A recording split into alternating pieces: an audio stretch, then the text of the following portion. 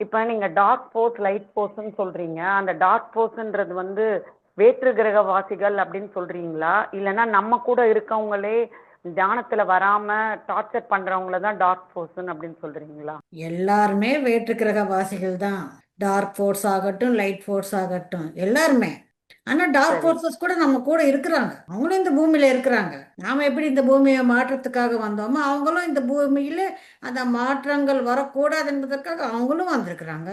நான் அப்படின்னா அவங்களும் நம்மள மாதிரி மனித ரூபத்துல தான் இருப்பாங்களா? ஆமா. சரிங்க மேடம். ஏன் அப்படி நான் கேட்குறேன்னா, எங்க வீட்லயே வந்து நெறைய கான்ட்ரடிக்ஷன் இருக்கும். "நீ பண்றது தப்பு" அப்படின்றதுக்கு சொல்றதுக்கு. நான் அத ஏத்துக்க மாட்டேன். அப்ப நான் இங்க சொல்லும்போது நான் நெனைக்கிறேன், ஒருவேளை அவரும் ஒரு டார்க் ஃபோர்ஸா தான் இருப்பாரோ அப்படி. இருக்கலாம். இருந்தாலும் அது பெருசு படுத்துங்க. ஒரு டார்க் ஃபோர்ஸோட நான் இருக்கிறேன். எனக்கு இந்த மாதிரி ஒரு தலையெழுத்து, இந்த கர்மா ஏன் வந்தது? எந்த கேள்வியும் போட்டுக்க வேண்டாம்.